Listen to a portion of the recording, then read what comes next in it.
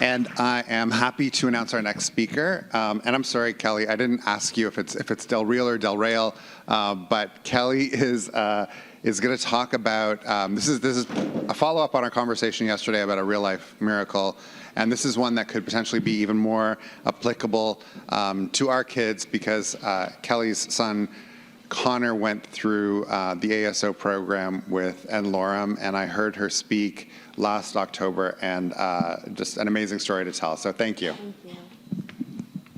I'm short. Okay, so as Keith mentioned, my name is Kelly Del Real. I have a son, one of my sons, I have three sons. Connor, he's 16 years old. He just turned 16 last month. And I'm just going to share a little bit with you about his story and our journey. I also work at Praxis Medicines. I'll be speaking later today about a molecule that is relevant to the GRIN community, but really for this talk, I'm just a mom with a son that has a DEE, similar to a lot of people in this audience. And when Connor was born, he was labeled healthy. I had no problems in our pregnancy. We were sent home.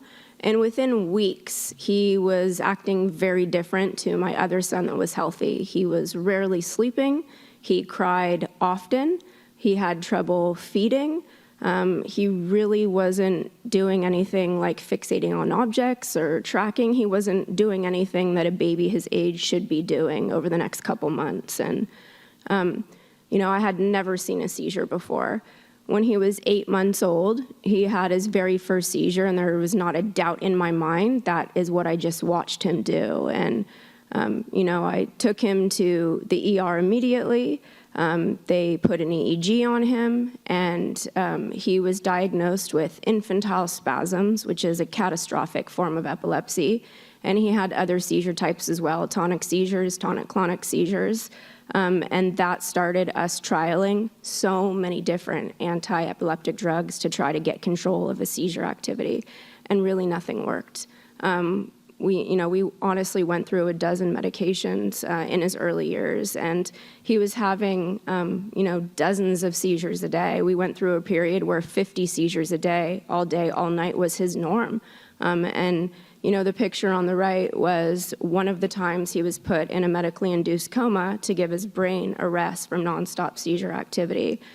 And he went through so many tests at our local hospital trying to find what was causing this, like what was the problem. And, I was obsessed with getting a diagnosis. Like I thought that if we knew what the problem was, there would be a solution to fix it. Like they just need to diagnose him and then give him the medication that's going to stop this and help him. And, around this time, at almost 5 years old, still without a diagnosis, taking him from institution to institution, thinking that the next doctor was going to figure something out, he had lost every single developmental milestone he had achieved, and there was really not much to him. I didn't even think he knew I was his mom. I just didn't.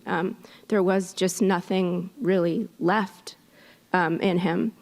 And when he was almost 5 years old, he got exome sequencing, and they found a mutation in the SCN2A gene. And like I mentioned, in my head, I was sure that the diagnosis would offer a solution, and the reality of the situation was completely opposite. The diagnosis really was an apology. The doctor said, your son has a mutation in the SCN2A gene. And this was, over 10 years ago. We don't know much about it. Not sure, what his end result is going to be.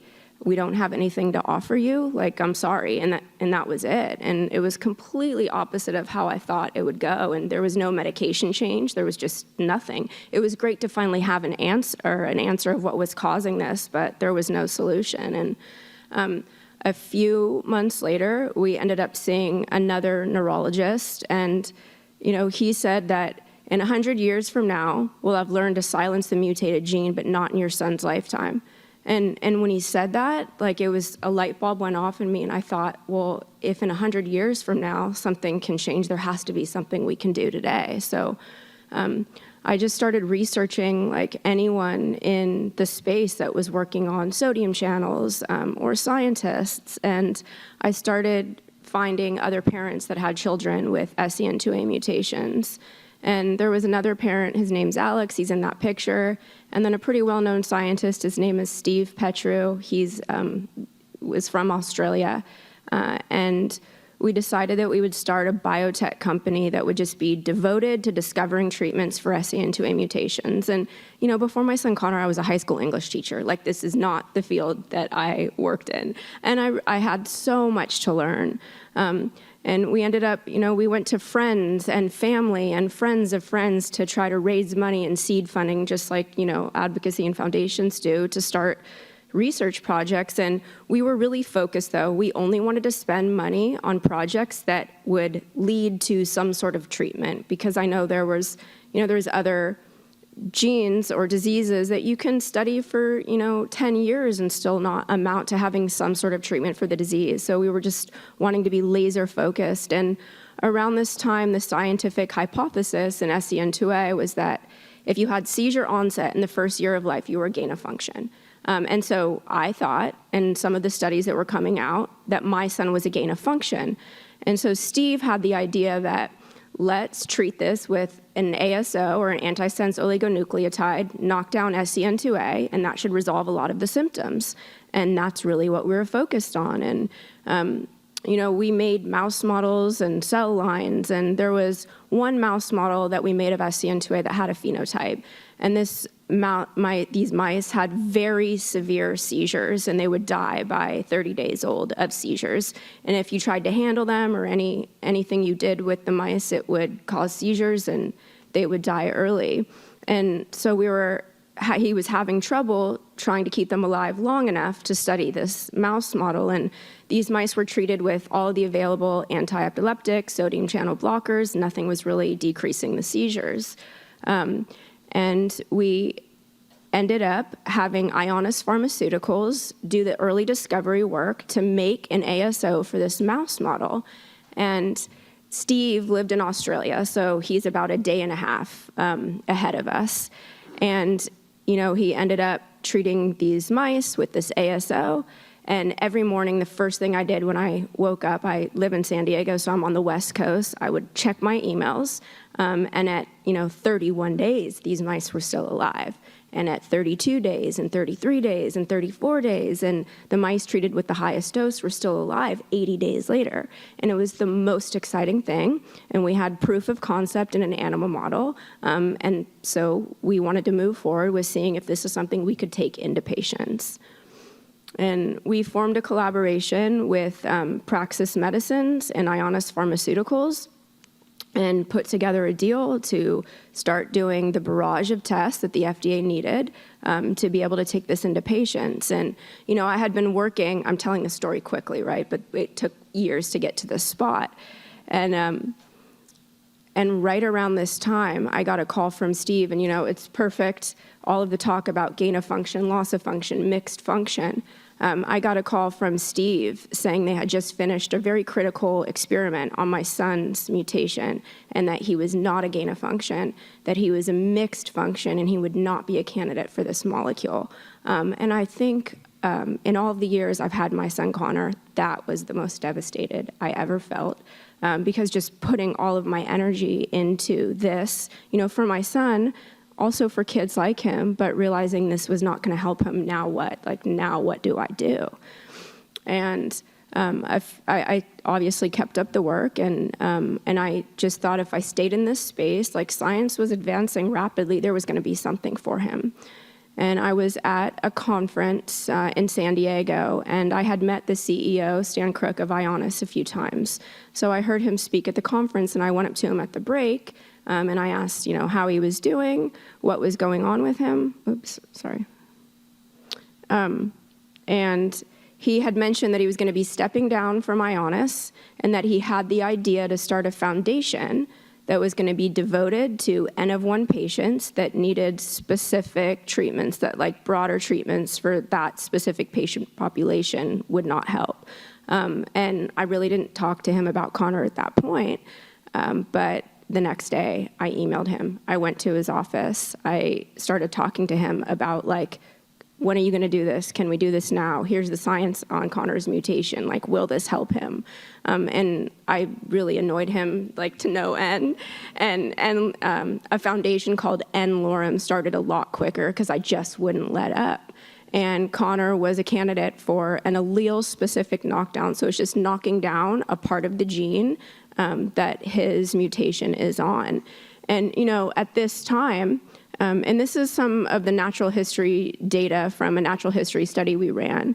At this time, Connor was around 13 years old, and I was getting a lot of comments about, he's past that age of being able to have an effect with treatment. Like, for younger kids, maybe, but we really don't know if there's going to be much of an effect in an older patient like your son. And, around this time, he was still averaging, for him, it was better, but 4 seizures a day. And I've seen my son have thousands of seizures, like I'm sure many parents in this audience can relate to. It never gets easier. Every single one affects me. It feels so powerless. There's nothing I can do to make it stop. And, he had, oops, I'm sorry, I'm telling the story and I'm not like advancing the slides.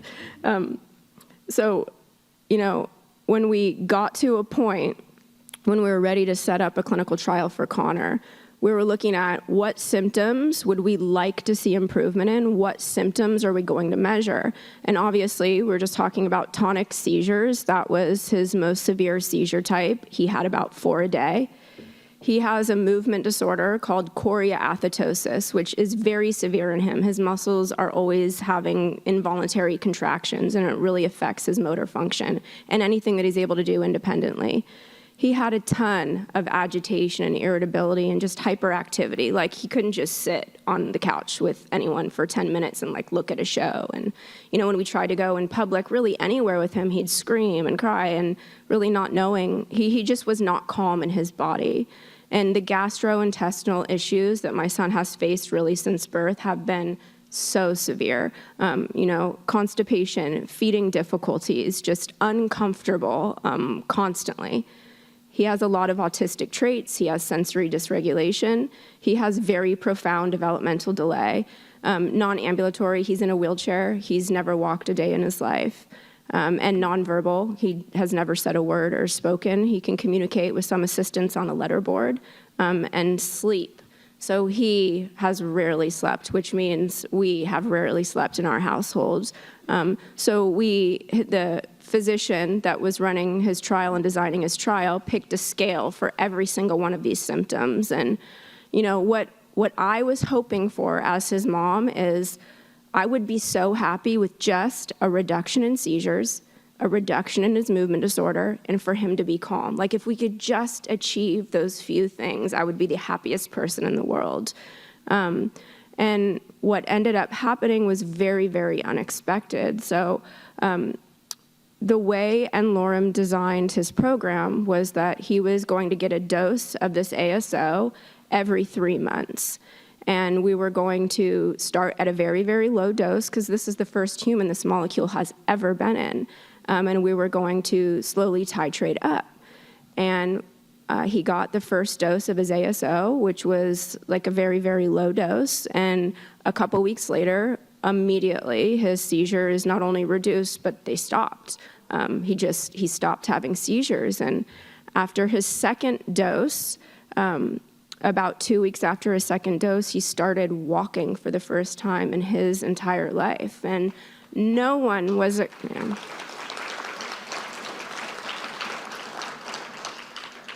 no one was expecting that to happen. Before we had gotten him to a point where if you were holding both of his hands, he could take some steps with assistance, which was a big deal in our household before the ASO. But what he started doing is just taking, 3 or 4 steps from one person to the next. And then, a couple weeks later, he was just like walking, 50 steps, 60 steps. But what happened is the effect of the ASO was not lasting that full 3 months. So, his seizures stopped. We were getting GI improvements. He was calming down. He was taking steps. And then we'd watch it all decline, where his seizures would come back. He was like constipated again and uncomfortable, wasn't sleeping, unable to take steps again. And the thought was we have to keep increasing the dose so that it lasts that full 3 months. And it was really a roller coaster the first year. He got his first dose March 7th of 2024. So he's been on this program a little over a year. And, you know, the higher dose was not lasting the full 3 months, and he honestly was doing better at a lower dose. And, you know, what we've finally figured out and gotten FDA approval on was the lower dose every 2 months, and we're finally there. And, you know, we just were able to dose him a couple days ago at the 2-month interval, and he hadn't lost anything in between. So it was ideal. You know, when we got his dose in May, again, a couple weeks after he started walking, the seizures stopped. Literally improvements in every single symptom that I'm mentioning here, aside from he hasn't said a word yet, so that nonverbal still sticks.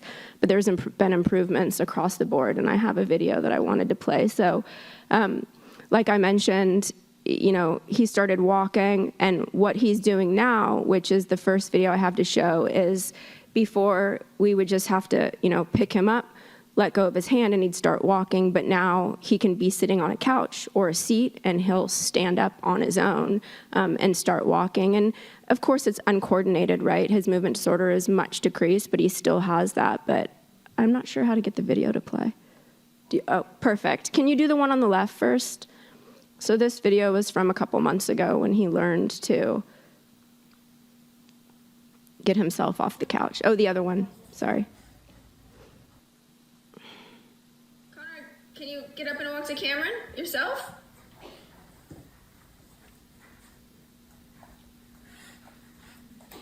Very good.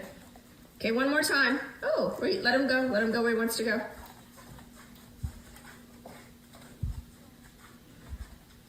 Okay, do it one more time. Come here. And then the video on the right was just from 2 days ago when I took him to get his ASO dose. And what was so amazing is, like, typically he's in a wheelchair, and I'm having to push him back and forth in the hallway like a crazy person to keep him calm. And what he did this time, he was just like sitting in a chair next to me, calm, waiting for them to call his name. And when they called his name, I asked him to stand up and walk to me, and he walked to me and grabbed my hand, and we went in the back together, and which is such a huge deal for him. So if you could play this next video. Good job.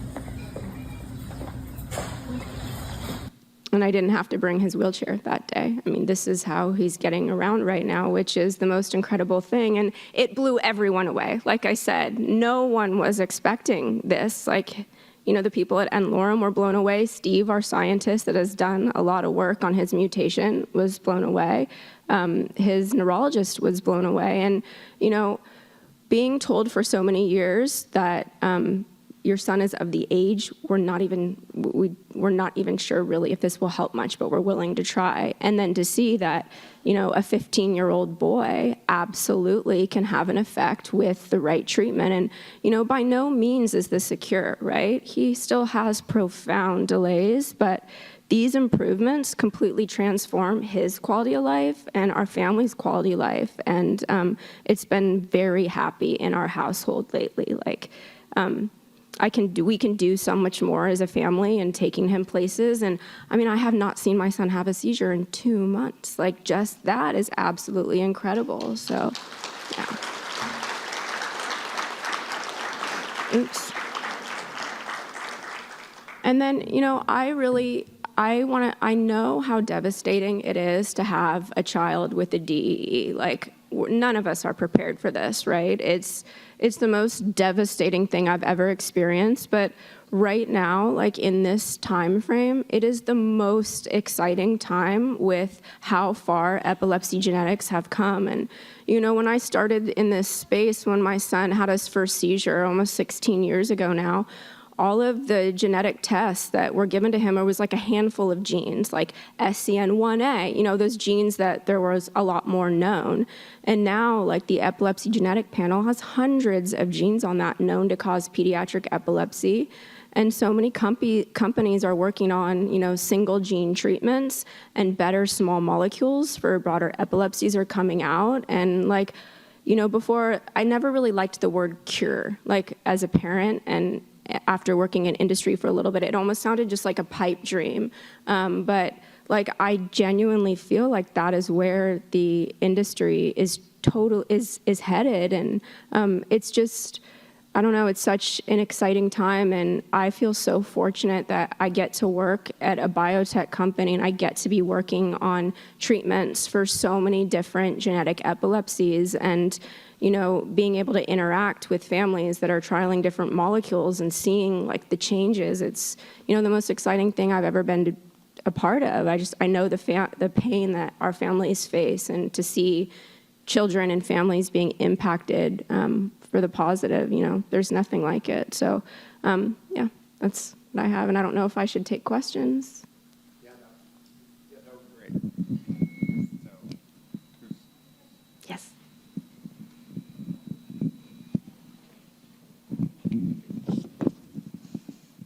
This actually... Okay, is it on? This actually isn't a question. This is just a statement. You're a badass mom to be a teacher and then now work in the medical field and be a scientist and do all that. Huh? That's insane. And to do that for your kid, I think that's what we all want to do. You're our up here. Thank you.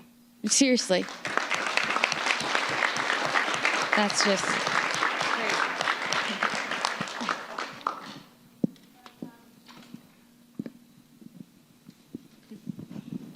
Hello.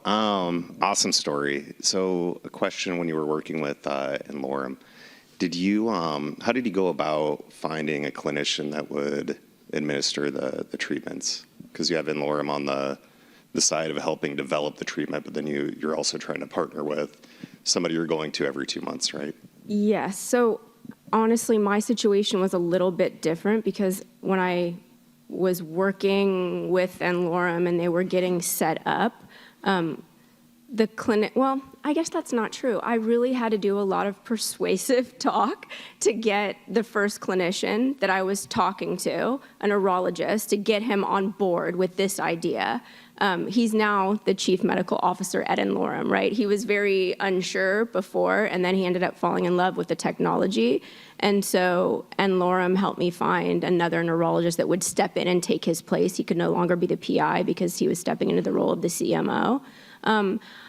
In my job at Praxis, I talk to a lot of pediatric neurologists and clinicians, and I would say that there's a handful of the ones that are willing to step out of the box and try something like as progressive as it would be the first patient tried with this molecule. Can be really scary, but they're definitely out there.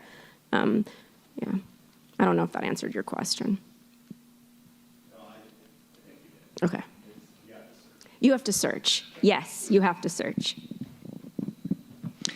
Can I go ahead? Okay. What is the mechanism of the ASO, and is it something that's being looked at to be translated for other children with SCN2A? Yep. So N. Lorem doesn't just utilize one type of ASO technology. It's dependent on what the patient needs. So for my son, it was allele-specific knockdown. And the way they do their trials is it's designed for one patient, but it absolutely has broader applicability to other patients. And there will be other patients trialed with this ASO as soon as his trial concludes, which will be 2 years from when he started. But yes, they're already sequencing some different patients to see if they would be a fit for this same ASO. So it's like a point mutation. Yeah, his is a blocking. missense mutation. Okay, okay. So it's Yeah. very, very, very specific. Yes. Not another broader mechanism. Correct. Yeah, okay. And then you said you had FDA approval for the trial, the kind of N-of-1 trial that you did. Yeah, and so then they would translate that into broader approval based on, your initial data. They would use the same IND, Right. and just submit for a second patient, which N. Lorem has already done with some of their molecules. Great, great, thank you. Hi, follow-up question. Thank you for a very inspiring talk. I was wondering, did you notice any side effects, local or systemic, by using this drug? Well, I will tell you, so after his very first dose, and of course I'm more excited than anything, but I'm nervous, right? This is the first time this drug has gone into a human being. We got home from the hospital, and a couple days later, he started getting very lethargic. He started really not being very responsive. He had a big increase in seizures. I ended up freaking out. I take him to the ER. It turned out he had COVID. It was the most excited I've ever been to hear about a COVID result. So aside from that experience that was not related to the ASO that he picked up in the hospital, he has not had any negative symptoms.